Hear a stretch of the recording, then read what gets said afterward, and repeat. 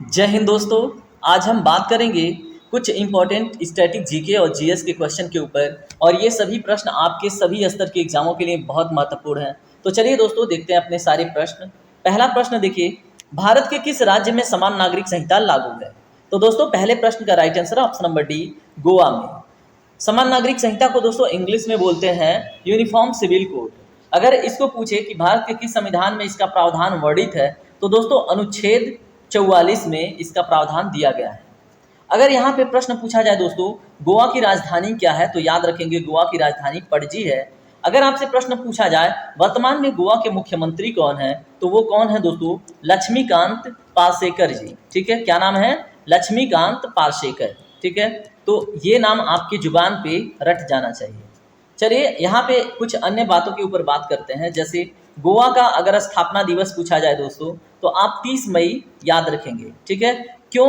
क्योंकि 30 मई 1987 को गोवा को रीऑर्गेनाइज किया गया था। ठीक है, अगर गोवा मुक्ति दिवस पूछा जाए दोस्तों, तो 19 दिसंबर याद रखेंगे, क्योंकि 1961 में एक ऑपरेशन चली थी, ऑपरेशन विजय। ठीक है, जिसके थ्रू गोवा को पुर्तगालियों से आज़ाद कराया गया था। तो इतनी बातें याद रखेंगे आप। चलिए प्रश्न नंबर 2 देखिए, भारतीय संविधान के अंतर्गत कल्याणकारी राज्य की अवधारणा निम्नलिखित में से किस अनुच्छेद में वर्णित है? तो दोस्तों, कल्याणकारी राज्य की अवधारणा अनुच्छेद 38 में वर्णित है। ये बात आप याद रखेंगे। और ये बात हो रही है जो राज्य के नीति निर्देशक तत्व होते हैं, जिसको हम डीपीएसपी बोलते हैं, उसके प्रावधान के ऊपर। अगर पूछे दोस्तों डीपीएसपी किस अनुच्छेद और किस भाग के अंतर्गत आता है, तो अनुच्छेद 36 से लेके 51 तक दोस्तों क्या है? डीपीएसपी है, यानी कि राज्य के नीति निर्देशक तत्व। अगर यहाँ पे दोस्तों भाग की बात करें, तो ये भाग 4 में आता है। किस भाग में आता है दोस्तों? भाग 4 के अंतर्गत। ठीक है, इतनी बात याद रखेंगे। प्रश्न नंबर 3 देखिए, समान न्याय और निःशुल्क विधिक सहायता का प्रावधान संविधान के किस अनुच्छेद में है? तो दोस्तों इसका राइट आंसर हो जाता है ऑप्शन नंबर बी, अनुच्छेद 39 का ए। चलिए बात करेंगे प्रश्न नंबर 4 के ऊपर, भारत के संविधान का भाग 3 किससे संबंधित है? तो दोस्तों ऑप्शन नंबर सी करेक्ट है, मूल अधिकारों से। ठीक है, मूल अधिकार अगर पूछे संविधान के किस अनुच्छेद से किस अनुच्छेद के मध्य है दोस्तों, तो अनुच्छेद 12 से लेकर 35 के मध्य में आपको मूल अधिकारों का वर्णन मिल जाता है। चलिए बात करेंगे प्रश्न नंबर 5 के ऊपर, वर्तमान में भारतीय संविधान में कुल कितनी अनुसूचियां हैं? तो दोस्तों वर्तमान में 12 अनुसूचियां हैं, और जब संविधान बन के तैयार हुआ था तो केवल 8 अनुसूचियां थी। ठीक है, तो याद रखेंगे। प्रश्न नंबर 6 देखिए, दल बदल के आधार पर निर्वाचित सदस्यों की अयोग्यता संबंधित विवरण संविधान की किस अनुसूची में दिया गया है? तो दोस्तों यहाँ पे दल बदल का जब बात आए तो अनुसूची 10वीं आपको याद रहना चाहिए। यहाँ पे प्रश्न पूछा जाता है दोस्तों कि 10वीं अनुसूची को भारत के संविधान में कब जोड़ा गया था? तो इसको 52वें संविधान संशोधन में। ठीक है, किसमें दोस्तों? 52वें कॉन्स्टिट्यूशनल अमेंडमेंट संविधान संशोधन 1900 दोस्तों 85 में जोड़ा गया था। ठीक है, ये बात आप याद रखेंगे। चलिए प्रश्न नंबर 7 देखिए, किस अधिनियम की प्रमुख विशेषता प्रांतीय स्वायत्तता थी?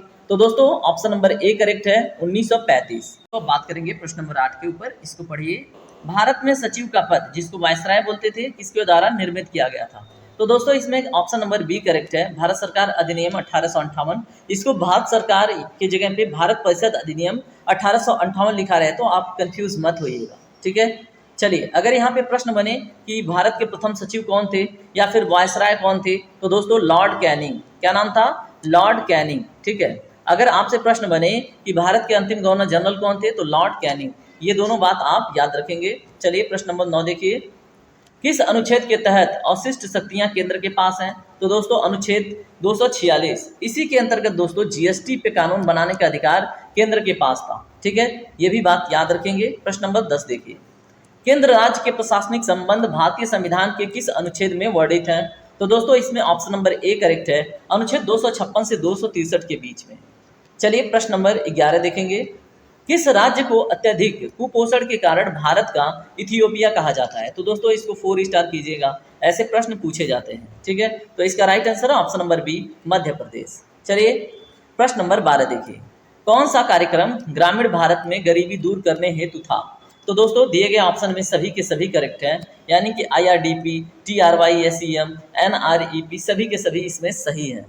चलिए प्रश्न नंबर 13 देखिए, वर्ल्ड डेवलपमेंट रिपोर्ट किसका वार्षिक प्रकाशन है? दोस्तों प्रश्न नंबर 3 का अगर हम 13 का बात करें तो इसमें राइट आंसर होता है वर्ल्ड बैंक, जो इस ऑप्शन में नहीं दिया गया है। ठीक है, तो ना नाम दीजिए, यहाँ पे एक ऑप्शन क्रिएट करते हैं। ठीक है, और राइट आंसर होगा क्या?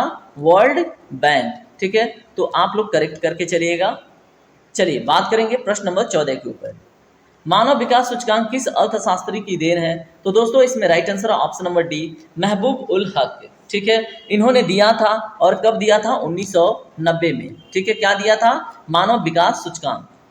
चलिए बात करेंगे प्रश्न नंबर 15 के ऊपर। बंद अर्थव्यवस्था से आप क्या समझते हैं? तो दोस्तों जहां पे आयात, जिस देश का आयात और निर्यात दोनों क्लोज हो, ठीक है, उसको हम बोलते हैं बंद अर्थव्यवस्था। चलिए प्रश्न नंबर 16 देखिए। किसी देश का आर्थिक विकास निर्भर करता है? तो दोस्तों प्राकृतिक संसाधनों के ऊपर भी करता है, पूंजी निर्माण के ऊपर भी करता है, बाजार के आकार पे भी करता है, इसलिए ऑप्शन नंबर डी करेक्ट है, उपयुक्त सभी। अब देखिए अगला प्रश्न, अल्प विकसित देशों में गरीबी का मुख्य कारण है? तो दोस्तों दिए गए ऑप्शन में ऑप्शन नंबर बी करेक्ट है। आय में जब असमानता होगी, यानी कि सभी के पास, जैसे मान लीजिए एक गांव है, उसमें 3-4 लोग बहुत धनी हैं और बाकी सभी लोग गरीब हैं, तो दोस्तों वो गांव विकसित नहीं हो सकता। ठीक है, तो सभी के पास लगभग समान आय होगा तो सभी लोग इन्वेस्ट करेंगे और सभी लोग साथ में आगे बढ़ेंगे। ठीक है, तो इसलिए आय में असमानता क्या करता है? अल्प विकसित देशों में गरीबी का मुख्य कारण बनता है। चलिए बात करेंगे प्रश्न नंबर 18 पे। हरित सूचकांक किसके द्वारा विकसित किया गया था? दोस्तों प्रश्न नंबर 18 का जो सही जवाब है वो है आपका ऑप्शन नंबर बी, यानी कि संयुक्त राष्ट्र पर्यावरण कार्यक्रम के द्वारा, जिसको हम यूनेप के नाम से जानते हैं। किस नाम से जानते हैं? यूनेप के नाम से। ठीक है, चलिए प्रश्न नंबर 19 देखिए। आर्थिक विकास के दृष्टिकोण से भारत की गिनती होती है? तो दोस्तों किसमें होती है? विकासशील राष्ट्र के रूप में। ठीक है, चलिए अगला प्रश्न देखिए। भारत की श्रम शक्ति का लगभग कितना भाग कृषि में लगा हुआ है? तो दोस्तों दिए गए ऑप्शन में एक ऑप्शन नन होना चाहिए, जो वर्तमान का रिपोर्ट है। ठीक है, उसके हिसाब से दोस्तों अभी वर्तमान में 41.19% लोग कृषि में लगे हुए हैं। ठीक है, बाकी 26% के आसपास दोस्तों किसमें लगे हुए हैं?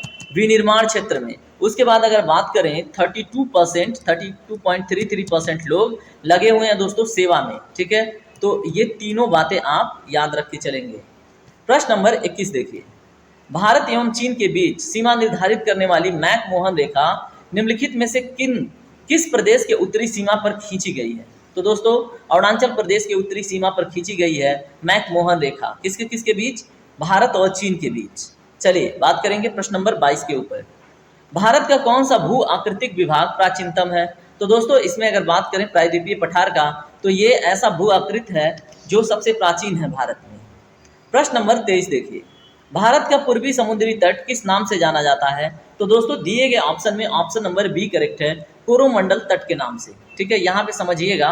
ठीक है, ये रफ्ट भारत मान लीजिए है। ठीक है, ऐसा है नहीं भारत, मैं तो कुछ ज़्यादा ही विकलांग बना दिया अपने भारत को। ठीक है, आप समझिएगा। ठीक है, वैसे मेरी मैपिंग थोड़ी सी सही तो है, तो मैं स्केच कर देता हूँ। ठीक है, और यहाँ पे याद रख लीजिएगा कुछ तटों का नाम। यहाँ पे तमिलनाडु तट पे जो तट है, ठीक है, तमिलनाडु की कोस्ट पे, वो है दोस्तों कोरोमंडल। ठीक है, तो कोरो मैं इसको लिख देता हूँ। यहाँ से दोस्तों दमन से लेके गोवा के बीच में जो तट है उसको हम कोंकण बोलते हैं। क्या बोलते हैं?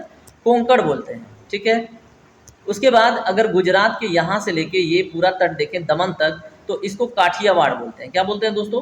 काठियावाड़। ठीक है, तो ये भी आप याद रखेंगे।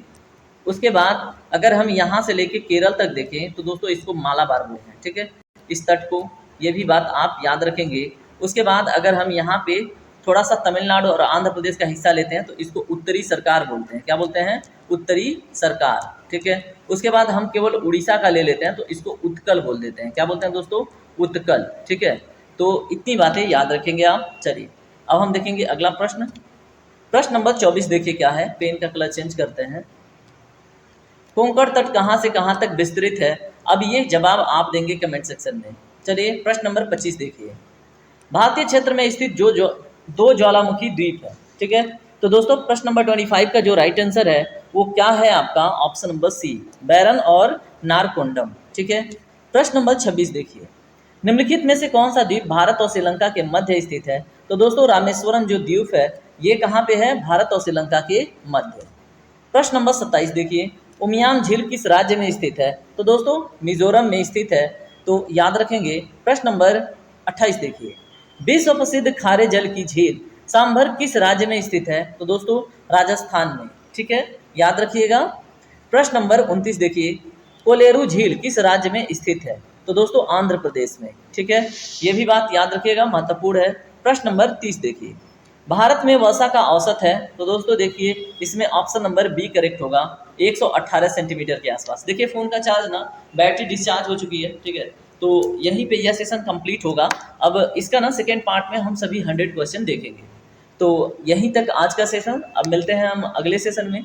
तब तक अपना ध्यान रखिए, खूब पढ़िए, मोटिवेटेड रहिए। जय हिंद, जय भारत।